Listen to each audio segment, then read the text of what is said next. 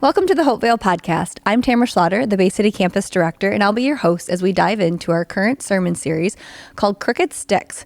We're exploring how God uses imperfect people to draw straight lines and build his family.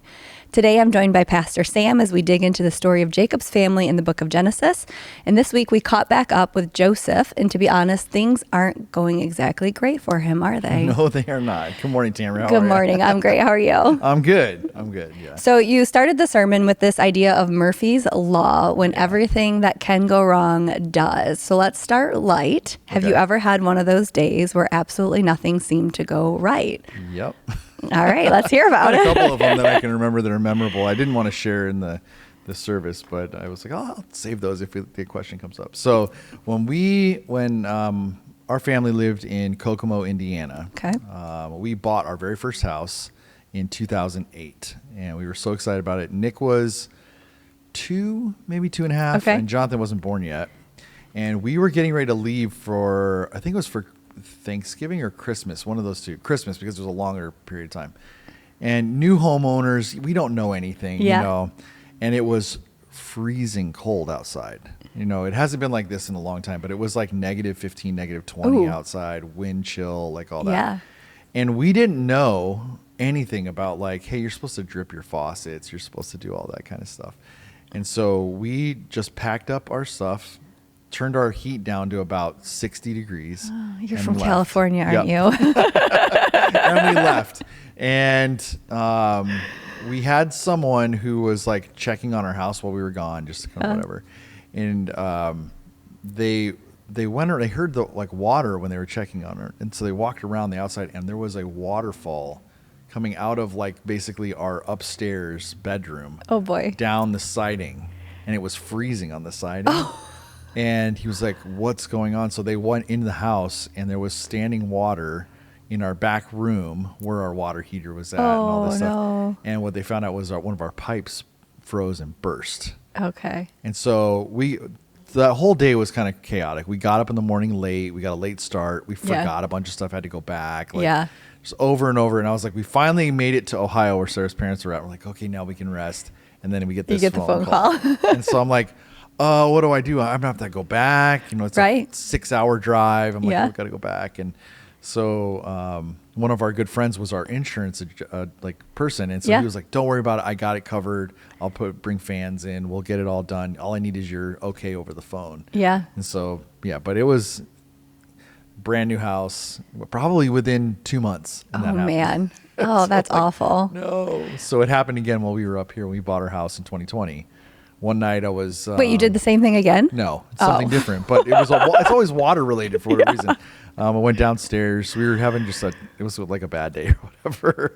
And I went downstairs, and our whole basement was flooded with water. Okay. And our water heater the bottom had rusted out, and all the water went everywhere. Oh, man. It was 2 a.m. Yeah. It's almost like having to clean it out at 2 a.m. It was just not good. So I've had those kind of days where it's like, Yeah. I couldn't think of a particular day, but I was thinking of a year. A specific year. I drove the same car for 14 years, which I'm totally cool with. I don't need a new car, but we were having, our oldest was approaching 16, and so needed something for her. So we decided that long ago. She's going to be 20, so a few years ago. But not very long. Not very long ago. So she's approaching 16, so we decided to give her the older car, and my husband surprised me with a newer one. Well, that car was a very special one because it was invisible. We got hit 4 times in a matter of a year. Just kept having to take the car back to the shop. And so the last time we were 0% at fault every single time. Right. One of them happened right here in the parking lot of the ministry center. A student hit me at youth. Fun times. But the last time I was like, that's it. Like, there's something wrong with this car. I do not ever want to touch this car again. So when they called me and said it was ready, I was like, what do you have on the lot? I'm not taking that car home. So it was just like, I mean, like after the 3rd time, we're like, surely it's not going to happen again. Right, yeah. Is it? And then it did happen the 4th time. And my husband was driving that time, but we were like, nope. Like there's... Got magnets in it. Yeah. There's something wrong with this car. Oh my goodness. Yeah. So in the context of the sermon, I think Joseph can relate to some things going wrong that we're talking about. Exactly. He was sold into slavery, and then he actually worked himself into a good position, only to be falsely accused and thrown into prison. So he was probably in disbelief that, wow, I'm here again, really? Like, this is where I'm at again. Yeah, in the middle of all of that, scripture kept repeating the same phrase, that the Lord was with Joseph. And so what does that tell us about God's presence in seasons of suffering? I think a couple things. I alluded to it yesterday. I'm not quite sure Joseph knew that God was with him in those early seasons, right? Yeah. Because if we're not told that, he might see things starting to feel like they're picking up, but then the bottom falls out again. Right. Oh, I mean, you just have to wonder if he's kind of sitting there going, why does this keep happening to me? I didn't do anything. Yeah. I didn't do anything to get sold down here. I didn't do anything to have this happen to me with her. Like, and we're not clued into the fact that he's like, okay, but God has a bigger plan for me. Yeah. Kind of a deal. And so that, I think first that's something to recognize, that he's not in the back of his mind thinking through, okay, God, I know you're here with me and I know you're present. He's just kind of existing. Mm-hmm. But I think what it shows us is that God is at work. He's with us. I said this line, his silence doesn't mean it's his absence. Right. And I think a lot of times we can tend to think that. We can tend to go, well, if God isn't actively present in my story right now and I can feel it, I can see it, things are looking up, all those kind of things, then God must be gone. He must not be here. And I think one of the things that I learned from this story is that that's not the case. He's not absent. He's with Joseph. Mm-hmm. Joseph may not be able to recognize that right away, but looking back, he sees it. Right. And I think it's something that we can learn, is that when we're going through our hardest times in our life, God's not absent in those moments. He may feel like he's absent in those moments, but he's not actually absent in those moments. He's right there with you in those moments, and he wants you just to know that he's there. And I think sometimes, like, I think about, the hardest experience I can think of is when my daughter was in the hospital. And it was one of the things that we were asking, okay, so, where's God in this? Not in an accusation kind of a tone, but more in the inquisitive, like, okay, so is God present even in this situation? And looking back on it, you can see it really easily. In the moments, it's really hard. Yeah. And so I think that another thing we can also take away from this is that don't make judgments about God in the moment of despair, where you're like, I don't think God's here. Because I think if you can just take a step of trust, saying, God, I know you're here. I need to see where you're present. As you look back, you can see those kind of moments. Even if things don't work out perfectly, you can kind of look backwards and see, okay, God was with us here. He was with us here. He was holding our hand in these moments. Yeah. I think when we take those more accusational tones and we go, God, we make this assumption God's absent from my situation. Yeah. That's where we kind of get messed up in our headspace and we start drawing conclusions that maybe aren't true. Right. That was actually one of the questions I had for later was, have you experienced that in your life where you went to God in that not accusatory tone, but you're saying it's okay for us to ask God, where are you? Yep. And how have you seen that draw you closer to him? So in that specific situation with Karis, asking in a seeking way, how did that draw you to God? Yeah, it really pushed us to prayer. Okay. It pushed us to seeing where God was working. Mm-hmm. Even though in the moment it was really hard to see that. And one of the things that we saw early on was how much the people of God rallied around us. Mm-hmm. And we were like, wow, we can palpably feel the presence of God just by other people being around our story. Yeah. And kind of filling that in. And it was like, I've never experienced anything like that, where we would walk down the hallway of the hospital like, hey, we're praying for you guys. We're like, who are you?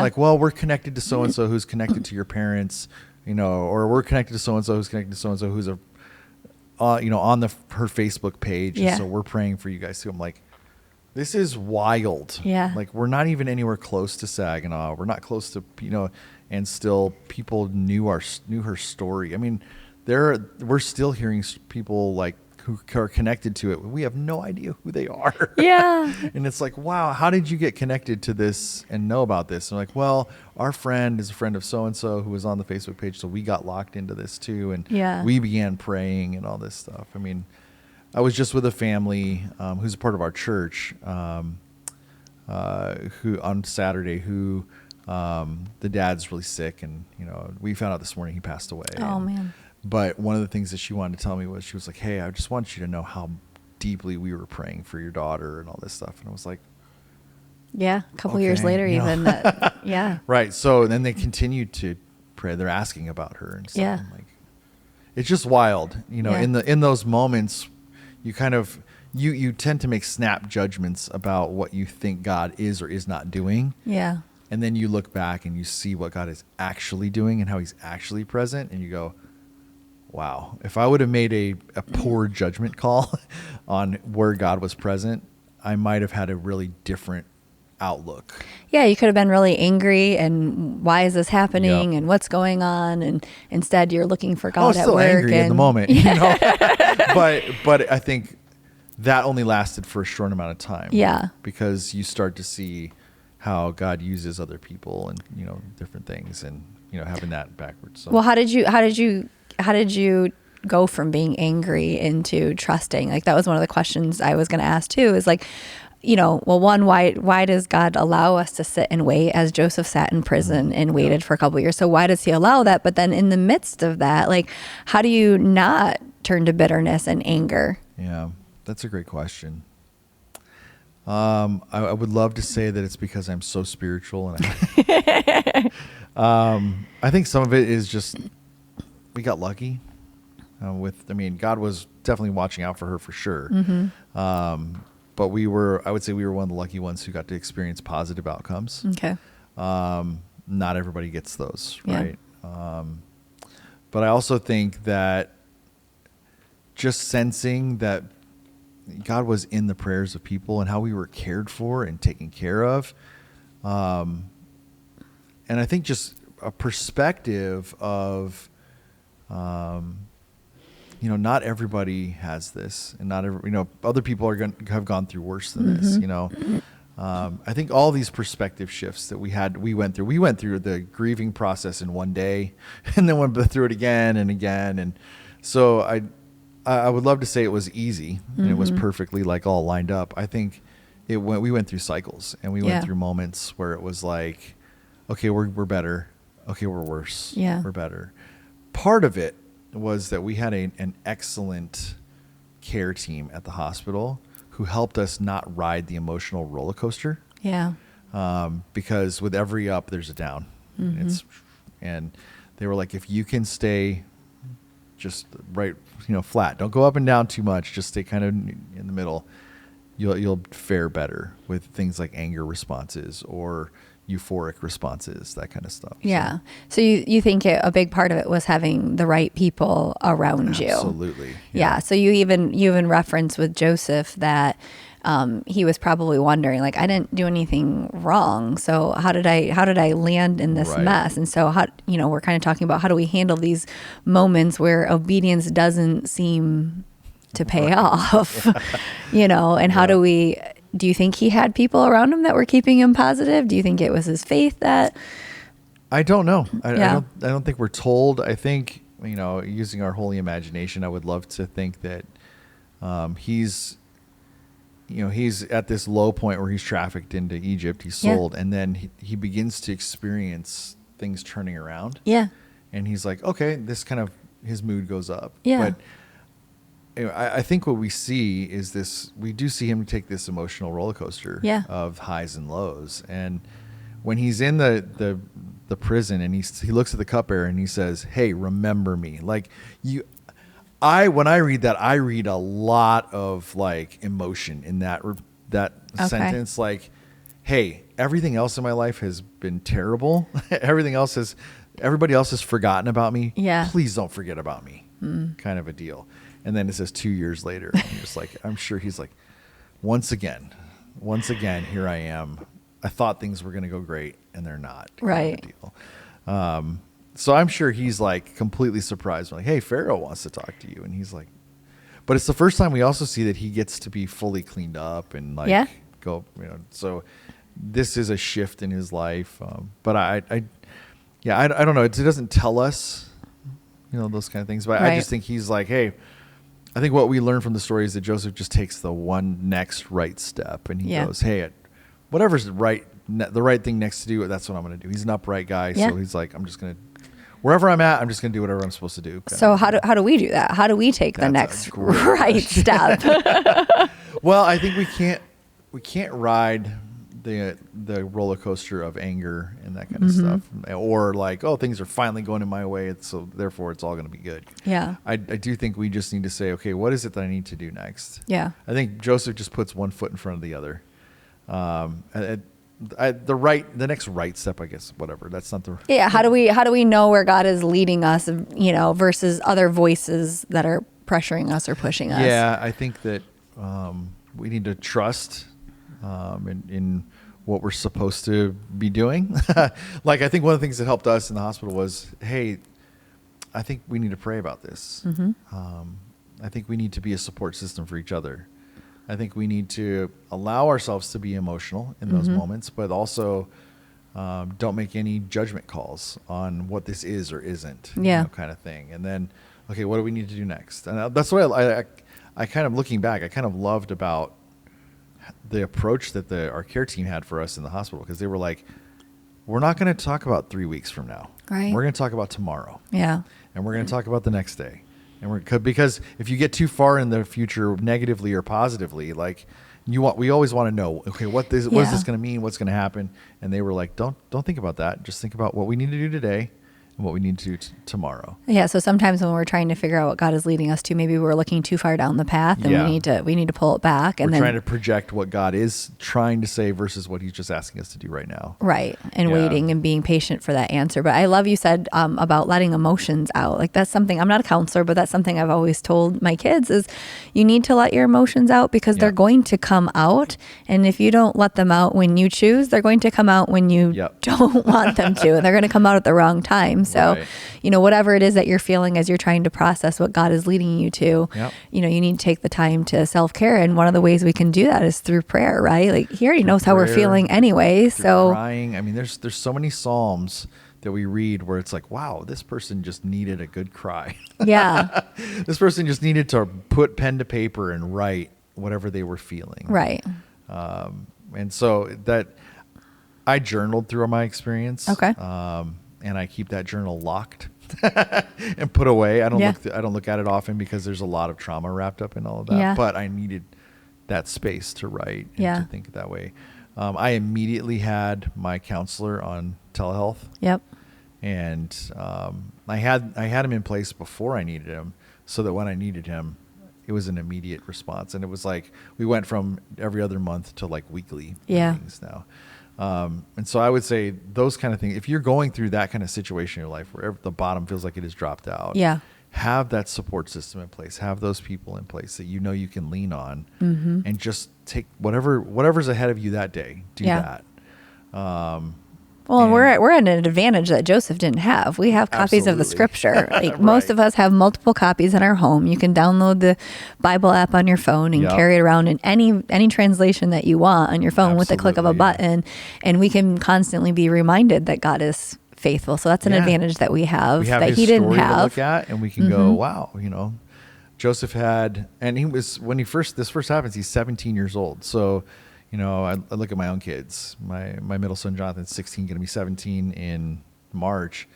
And I'm thinking, if something like this happens to him, I'm not sure he has like the depth of faith to fall back on in these moments. I think he's kind of going, I don't know, my dad told me about God, and, I have a relationship with Christ, but Joseph probably didn't in that moment either, right? It's very relatable, because I think Joseph is kind of looking at this going, I don't know what I'm supposed to do in these moments. I've never been here before. I don't have this depth of like faith and so he's just, okay, whatever it is I got to do today. just going to do that today. Yeah. Potiphar asked me to do this. I'm just going to do that to the best of my ability. Right.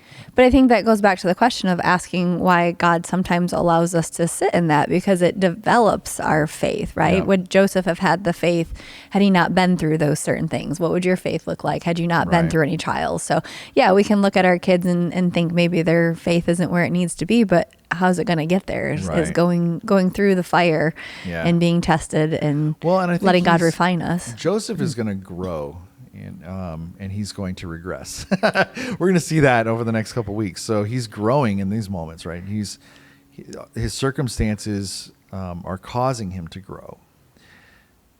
And then he gets to this point where he names his kids. And I think it's fascinating because he names, and you may have this question later on, but he names his one kid Forget. God has caused me to forget, Manasseh.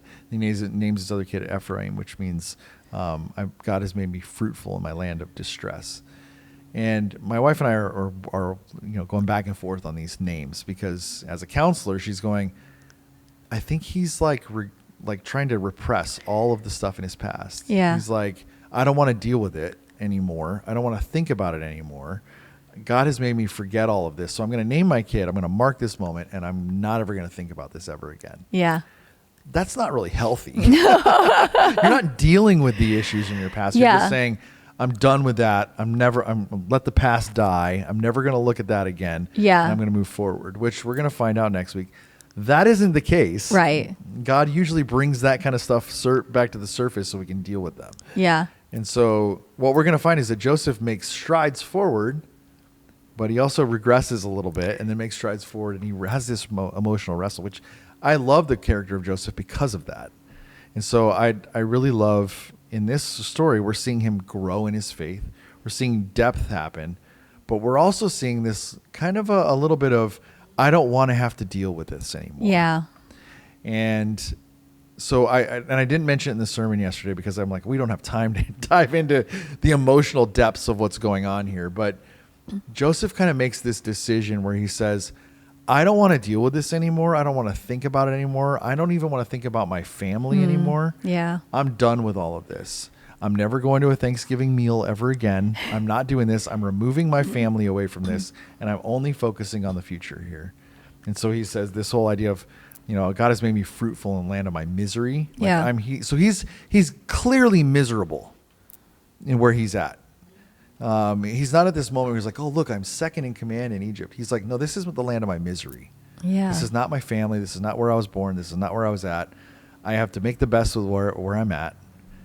But I'm going to mark this moment. I'm going to forget everything that's come before me, and I'm a new person. I'm just walking this way now. Now, this idea of marking things isn't necessarily strange in that culture. I mean, they were marking things all the time, but not to forget, but to remember. Didn't God often command them to build wells or to stack he's rocks? Remembering to forget. Yeah.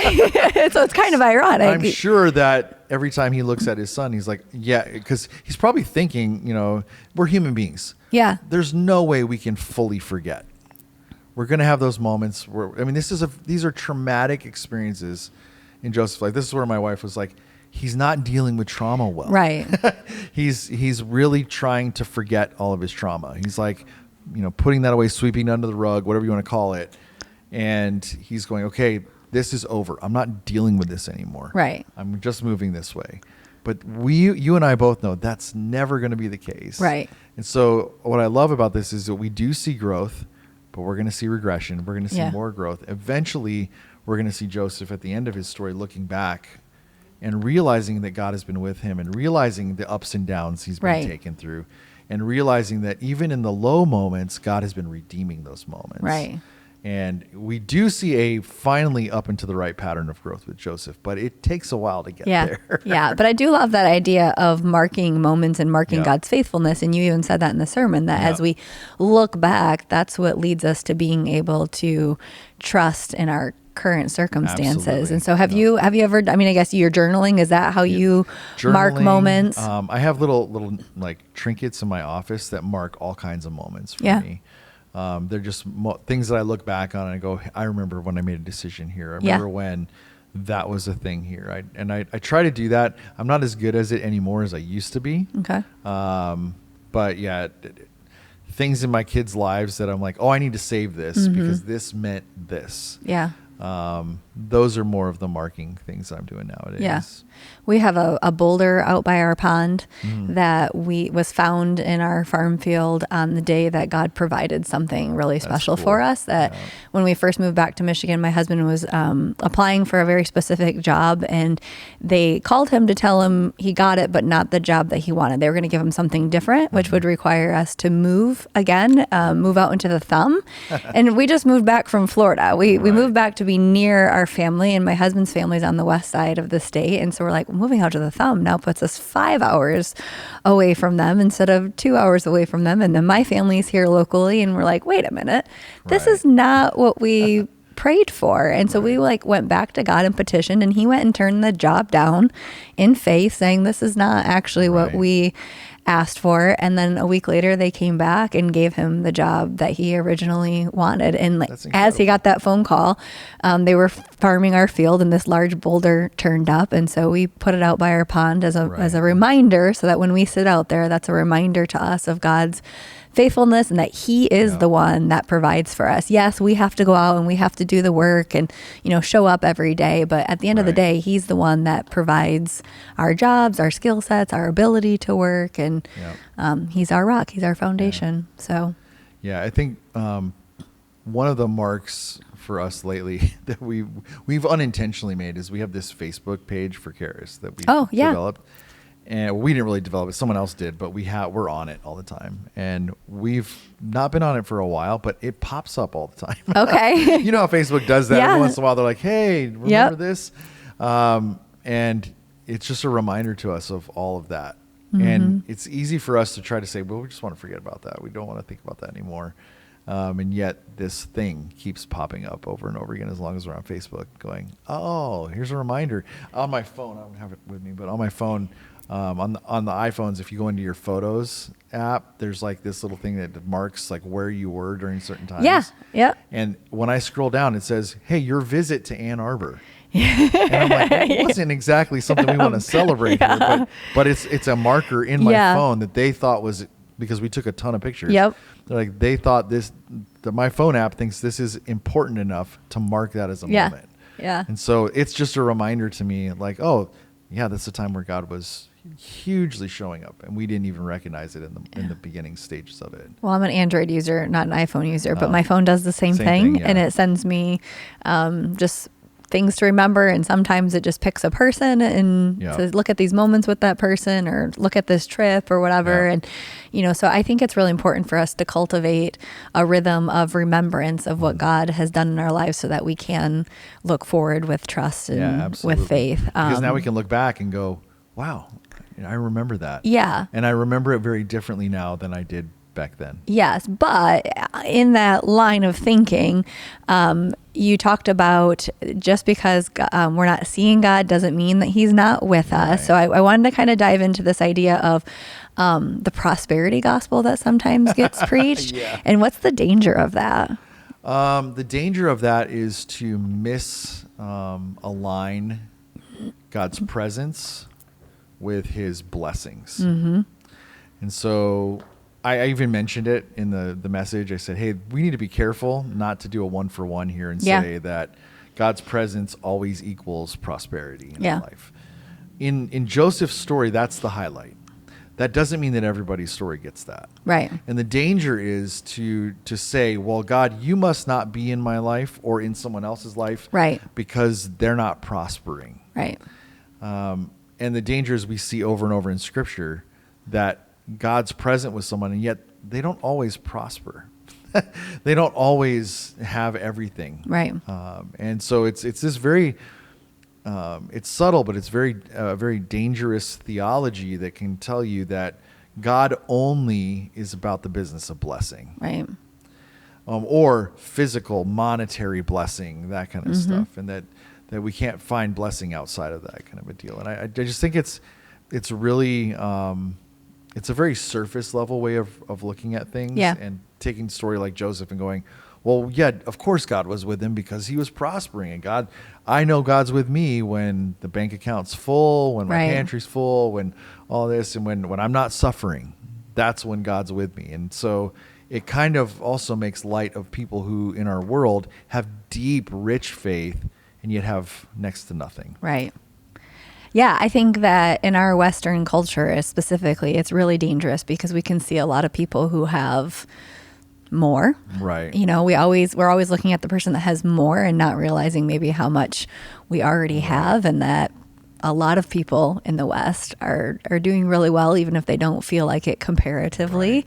Right. I think it is dangerous because it leads to shame and guilt, maybe, if we're not prospering, that it automatically means that we're doing something wrong. And while we should always... You don't have enough faith. But I mean, we can always investigate and ask God, you know, what can I be doing better? Of course, he's constantly transforming us into being people more like Jesus. But, you know, we can go to him in curiosity, but it often leads to shame and guilt instead, that you're just bad, you're not right, you're not worthy maybe of God's blessing instead, that you're not good enough to receive his favor. And then we can point fingers at people around us. You know, you kind of alluded to that a little bit too. If somebody's maybe, you know, not prospering, then they're just lacking the faith to trust God. It also turns it into like, we don't end up caring then for the poor and the needy. Right.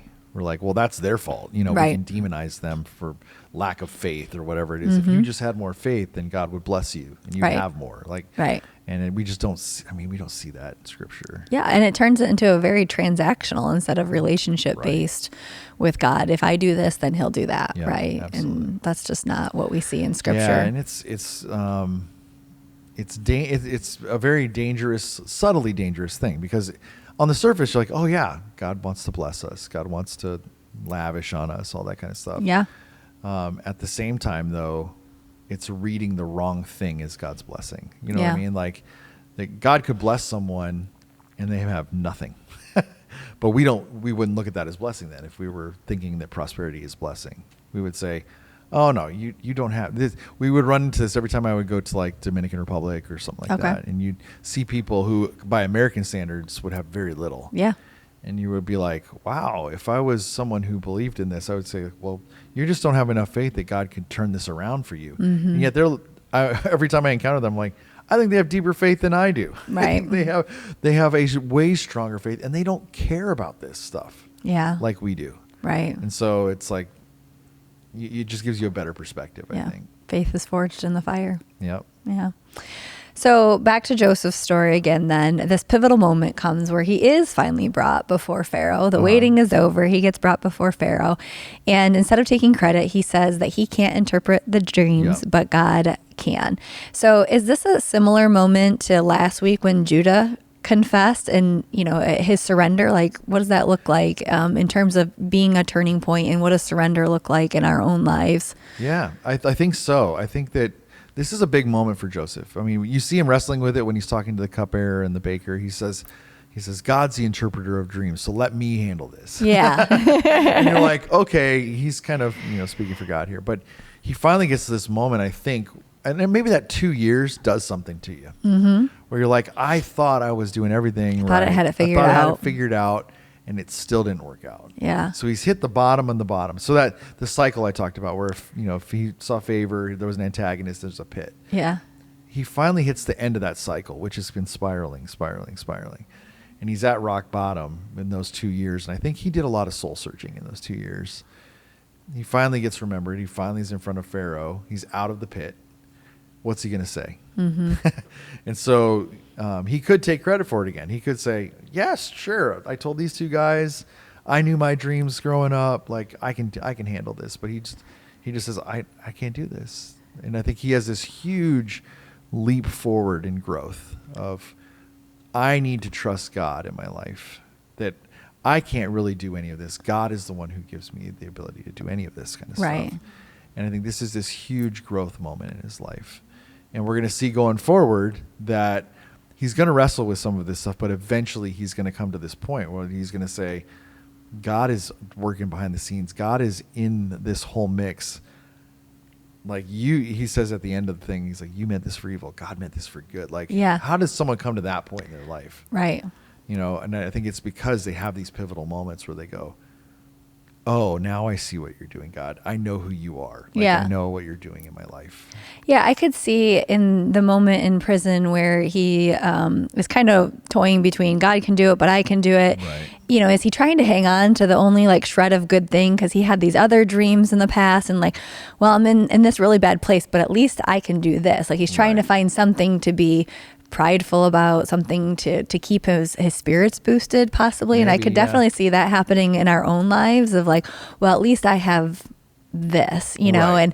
And we just in youth last night we were talking about Hezekiah actually, and we didn't get into this part about where he where God healed him, Right, and like yeah. there's this moment like he then becomes prideful and he starts showing off all that he has, and he Right. forgets that it's just a gift from Right. God and it's not merit based. And so I think that's what we're kind of seeing here with Joseph, is that he's finally coming to a place of fully surrendering that Yeah. it's not, the gifts aren't merit based. The gifts aren't like sometimes we do the right thing. We take a step of obedience and we're blessed, but sometimes we're just simply blessed because God is God and he God chooses to, to do that. Yeah, and I think it's interesting watching Joseph with these dreams. So he's younger, he's 17, has these two dreams. He goes and tells everybody. Yeah. He doesn't tell them what they mean. Yeah. He's just like, hey, I had these dreams.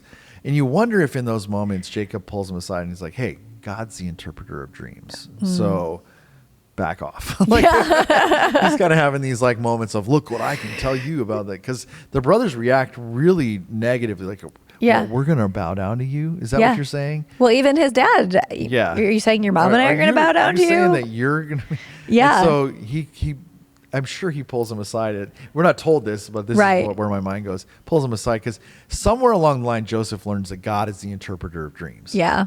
And so maybe Jacob says, hey, God's the interpreter of dreams. So Yeah. here he is in the prison. He's like, listen, God's the interpreter of dreams. Let me tell you about it. Yeah. He has the right words, but he's the one taking responsibility for all this. Yeah. He finally gets to the end. He's like, I can't do it. Yeah. Only God can do this. And that growth is huge Yeah. in his life. And God rewards him for that growth. Yeah.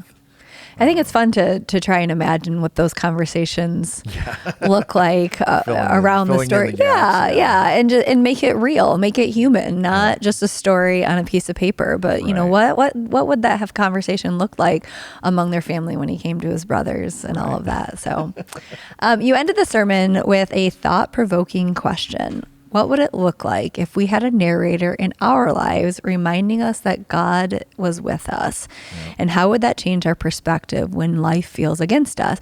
And so I was wondering, like, isn't that one of the gifts of being a part of a church family? Aren't we called to be like that narrator reminding each other? Yep. You know, it's even more fascinating thought than that it came to me, but I was like, I'm not going to say it during the sermon, but I thought about this morning. I made like kind of a side jokey kind of a thing of saying, what if this is Joseph narrating this? You know, like about it. Hey, this is a good looking guy. What if this is Joseph later on in his life saying, hey, but God was with me? Yeah. What if the narrator in our life is actually our future self looking back on our life going, hey, pay attention. God's with you. God's with you. And that was the thought that was running through my head was like, what would future Sam want to tell me right now to pay attention to? You know, as I look back on, our situation with Karis in the hospital, what would Sam today in 2025 want to tell Sam in 2022? Yeah. About God's presence being with you and what to look for in those moments. And so, people around us for sure paying attention to, hey, God's with you, God's with you. But even, what can I learn from my future self? Yeah.